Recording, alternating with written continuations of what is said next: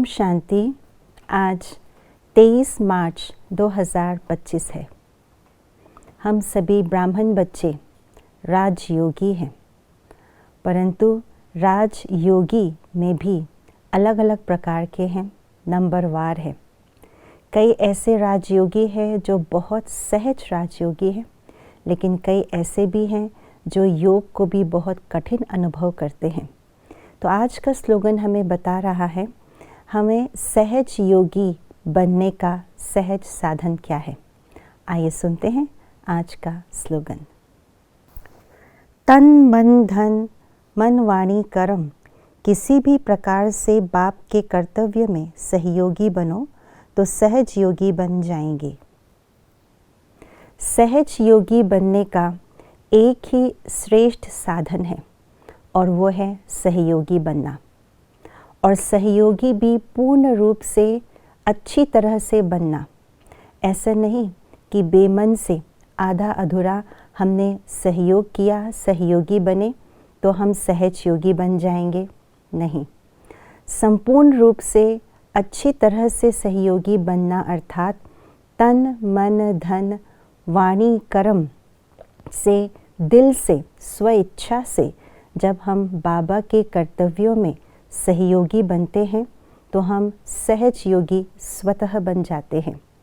क्योंकि कहा जाता है, जहाँ हमारा तन होगा, जहाँ हमारा धन होगा, वहाँ हमारा मन स्वतः ही चला जाता है।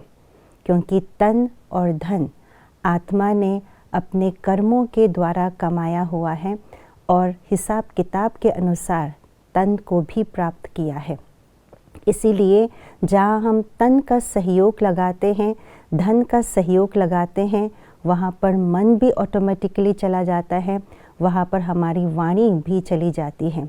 अर्थात जब हम अपने तन मन धन जन वाणी कर्म को बाबा के श्रेष्ठ कर्तव्य में, विश्व कल्याण के कार्य में लगाते हैं तो वहाँ पर हमारा मन यानी बाबा की याद सहज रूप से ऑटोमेटिकली आ जाती है। बाबा की याद हमें मेहनत करना नहीं पड़ता है, याद स्वतः और सहज होता है।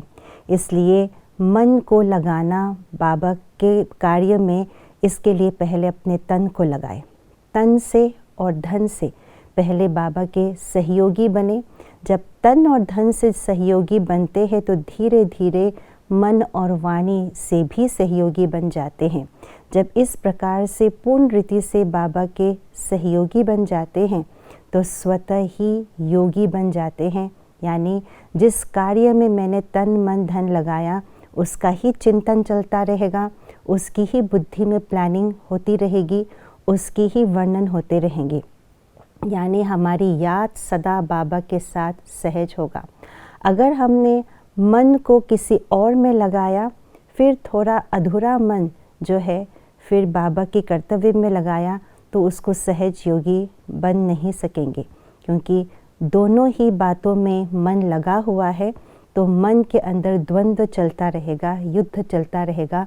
वो है योग को सहज ना कर योग को कठिन करने का तरीका अपने आप को। इसलिए बाबा कहते हैं, एक मुझ बाप को याद करो, एक अकेले को ही याद करो। तो एक बाबा को याद करने के लिए हमें अपना सब कुछ एक बाबा को ही स्वाहा करना पड़ेगा, सच्चे मन से सहयोगी बनना पड़ेगा, तभी हम सहज योगी एक बाबा को ही याद कर सकेंगे। इसलिए यही ये फॉर्मूला है कि जो सहयोगी बनते हैं वही सहज योगी बनते हैं। जहाँ हम अपने तन मन धन लगाते हैं वहाँ पर हमारी याद भी स्वतः चली जाती है। ओम शांति।